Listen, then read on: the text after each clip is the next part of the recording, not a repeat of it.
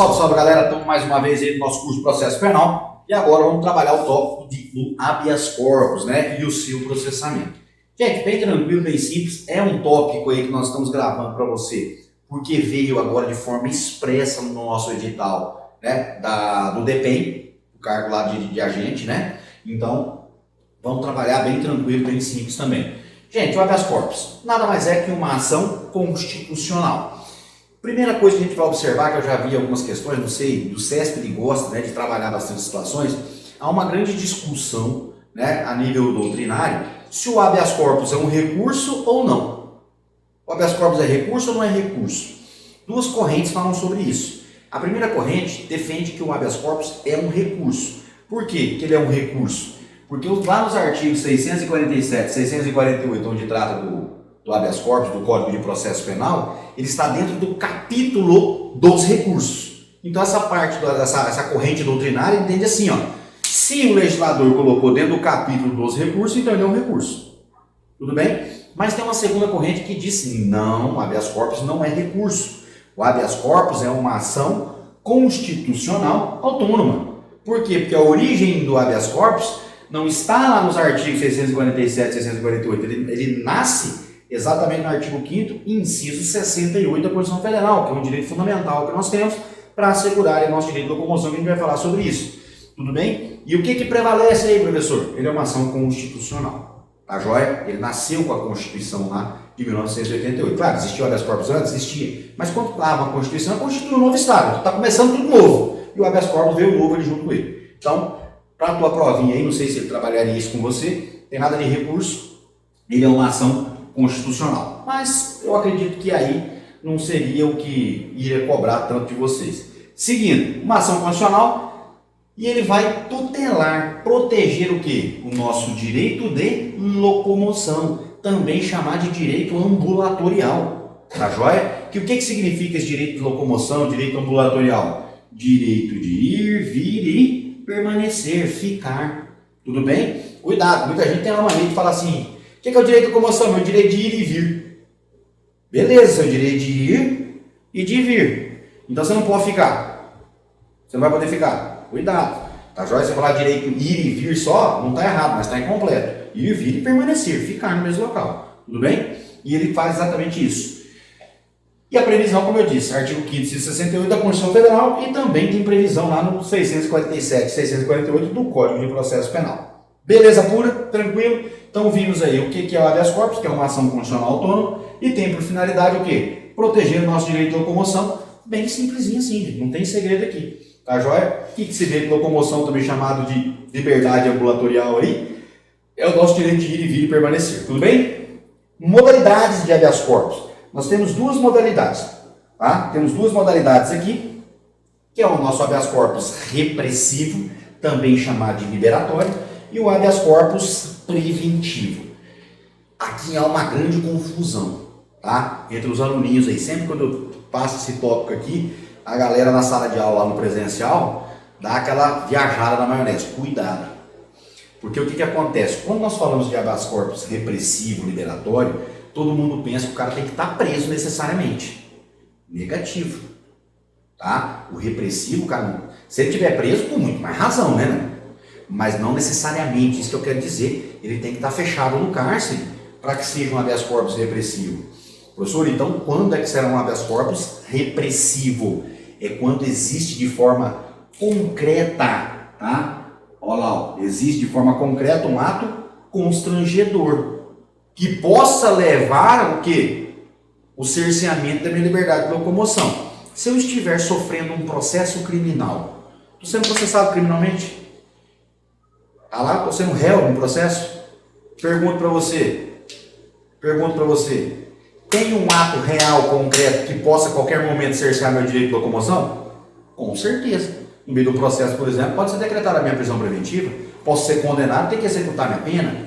Tranquilo? Então, sempre quando houver um ato constrangedor, concreto, real, um inquérito instaurado, um processo em andamento, tudo isso será o quê? Utilizado para garantir minha liberdade de locomoção, um habeas corpus repressivo, diferente do preventivo. Aquele, olha lá, é aquele que ocorre quando existe uma ameaça de constrangimento.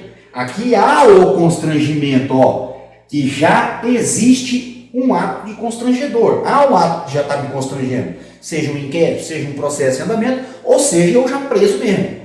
Beleza? Agora, no preventivo, não. Não existe esse ato de forma concreta, mas há uma ameaça de existir. Olha o exemplo fácil aqui, ó. É o exemplo que eu uso em sala de aula. Imagina o seguinte. Imagina não, ocorreu. Lá nos mensalão da vida, eu sempre uso esse exemplo para ficar fácil. Desses petrolão, mensalão, 500 mil para trás aí. Eu sei que na época foi instaurado uma CPI para apurar esses mensalão da vida aí, que eu não vou lembrar qual exatamente. E aí um deles foi chamado, um cara chamado Duda Mendonça, para depor lá. Só que o Duda Mendonça ele foi depor como testemunha. Ele foi chamado na condição de testemunha, se não me engano ele era tesoureiro do PT lá. E ele foi chamado como testemunha para depor lá. Só que ele estava envolvido no balaio da bagunça lá. E testemunha você sabe que ele tem que comparecer e falar a verdade, né? Sob pena de cometer crime de falso testemunho. Mas se ele fosse falar a verdade, ele podia se auto-incriminar. Mas quando você é convocado como testemunha, o que eu quero que você visualize? Quando você é chamado como testemunha, existe um ato concreto que você vai ser preso? Ou que você pode perder sua liberdade? Não. Como testemunha, não. Beleza? Mas no caso, como ele tinha que dizer a verdade, e se ele falasse a verdade, ele podia se auto-incriminar, então já existia uma ameaça. E a testemunha, em regra, não tem direito ao silêncio. Ela tem o direito, ela tem que falar, né? Os deveres da testemunha. Se você puxar lá aulas anteriores, a gente vai verificar. O que, por exemplo, lá tem lá, ó, comparecimento, dever de comparecer, dever de depor, de falar e falar a verdade. São 3 deveres. Então, o que aconteceu na época? Se ele fosse falar a verdade, ele foi como testemunha. Então, não existia nenhum ato concreto constrangedor da sua liberdade de locomoção, a princípio. Mas existia uma ameaça. Se ele falasse a verdade, ele podia se auto-incriminar. O que ele fez, então? Como existia essa ameaça, ele foi até o Supremo e impetrou um habeas corpus preventivo para que ele pudesse permanecer em silêncio. E o STF, à época, eu assisti até, ele foi e concedeu esse habeas corpus aí ao Duda Mendonça. Ele passou a tarde inteira, os deputados, senadores fazendo as perguntas e ele, excelência, eu não posso responder. Excelência, eu vou permanecer em silêncio. Tranquilo? Mas o habeas corpus preventivo. Então, o que eu quero que você observe do repressivo para o preventivo? Tira aquela ideia da sua cabeça que o repressivo é somente quando eu já estou preso. Quando eu estou preso, com muito mais razão. Mas não necessariamente. Se eu tiver um ato concreto que possa já de fato constranger a minha liberdade de locomoção, também é repressivo. Exemplo de ato concreto: um inquérito policial em andamento, um processo penal em andamento. Tudo bem? E preventivo só há uma ameaça, não tem nada concreto ainda. Show de bola? Cuidado que a galera dá uma viajada nisso aí.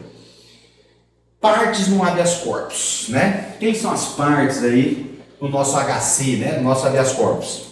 Primeira coisa é o impetrante. Quem é que pode impetrar habeas corpus? Menor de idade pode impetrar? Doido, bêbado, analfabeto? Gente, bem tranquilo.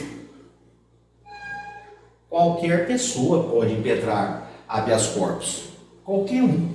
Tá joia? Qualquer um pode impetrar habeas corpus em favor de qualquer pessoa natural, né, gente? Não é impetrar habeas corpus em favor de pessoa jurídica, pô. Pessoa jurídica vai sair andando na rua? Pessoa jurídica não cabe. Cuidado, não cabe em favor dela, mas ela pode em favor de pessoa natural, tá? STJ já falou sobre isso, STF, bem tranquilo. Tá? Os tribunais superiores já falaram sobre isso. Professor, não entendi porra o que você falou agora, então repete. Eu vou impetrar habeas corpus em favor de pessoa natural, pessoa física. Você não pode impetrar em favor de uma pessoa jurídica, porque a pessoa jurídica não anda, gente, não tem locomoção ir e vir. Beleza? Agora cuidado, mas a pessoa jurídica pode impetrar em favor de uma pessoa física natural. Beleza? Por isso que eu falei para vocês agora. Então, primeira coisa, qualquer pessoa pode, qualquer um pode impetrar. Tá joia? Pode ser o impetrante. E demais, o habeas corpus não é preciso o que a gente chama de capacidade postulatória. Para que eu possa impetrar lá um habeas corpus, não é necessário capacidade postulatória. O que é capacidade postulatória? Você não precisa de advogado. Tá? Nós não precisamos de advogado. Posso ir sozinho e fazer isso aí. Tranquilidade?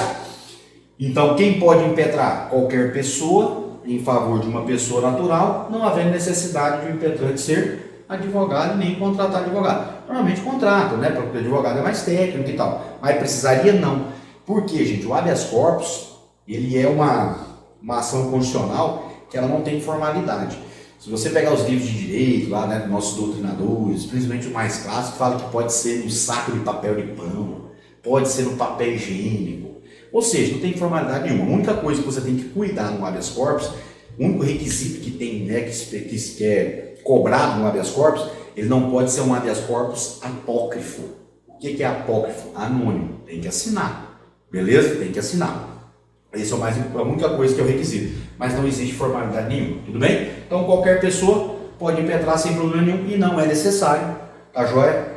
A capacidade postulatória, ser advogado, ter advogado. Pode ser qualquer pessoa. Tá joia? Tanto que quando se você estiver assistindo aí já na área do direito aí, quando a gente escolhe lá para fazer a OAB, a segunda fase da OAB da área penal, que foi o que eu escolhi na época quando eu fiz a minha OAB, lá ele dá o casinho para você defender teu cliente. Aí ele manda você protocolar lá a peça, né, cabível lá para aquele caso concreto, menos habeas corpus. Porque o habeas corpus, se tem processo ali, já tem na iminência de prender o cara, tudo cabe habeas corpus, né? Então, e outra coisa, e o principal argumento deles, o habeas corpus não é privativo de advogado. Então, por isso que não se utiliza habeas corpus segunda fase de OAB, por exemplo. Tá joia? Então, primeira parte, o impetrante, quem impetra? Paciente. Qualquer pessoa, ou seja, é o beneficiado pelo habeas corpus. E aí, cuidado, acabei de falar em cima aqui, ó. Não pode ser pessoa jurídica. Não pode ser pessoa jurídica. Por quê? Porque qual que é a finalidade do habeas corpus, gente? Assegurar minha liberdade de locomoção, direito de ir e vir e permanecer. Pessoa jurídica, a natureza dela não permite que ela ande. Então, pessoa jurídica não. Cuidado com isso aqui, que eu já vi o nego cair na pegadinha. Também não pode ser um animal, né? Quando eu dei algumas aulas de direito constitucional, eu fiz aquela seguinte pergunta que a gente trabalhava, a titularidade, quem eram os titulares dos direitos fundamentais. Aí eu perguntava os animais. Os animais são titulares dos direitos fundamentais? Lá do artigo 5º da Constituição Federal? Né? Aí um monte de gente, gente, não, tá? Os animais não são titulares dos direitos fundamentais, mas são protegidos pelo direito. Por exemplo, lá, a Lei dos Crimes Ambientais traz lá os maus-tratos, né? Crime de maus-tratos aos animais.